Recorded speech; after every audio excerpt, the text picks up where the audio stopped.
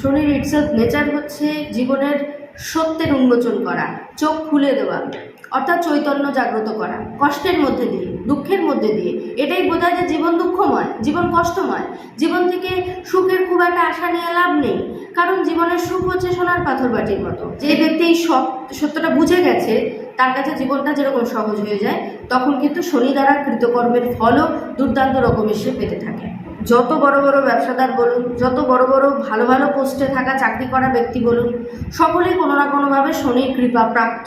শনির কৃপা ছাড়া ভালো কাজ পাওয়া যায় না, শনির কৃপা ছাড়া জীবনে স্টেবল হওয়া যায় না, শনির কৃপা ছাড়া জীবনে ভালো সৎ মানুষ হওয়া যায় না। ফলে শনির মতো ভালো টিচার আর দুটো নেই, কিন্তু ভালো বা কড়া টিচাররা সবসময় কঠিন কঠোর বলে জানি। আর এই কঠোরতার কারণেই ওনাকে আমরা কেউ পছন্দ করি না, কিন্তু ওনার মতো ভদ্র, ভালো, নিপাট ভদ্রলোক প্ল্যানেট আর একটিও নেই।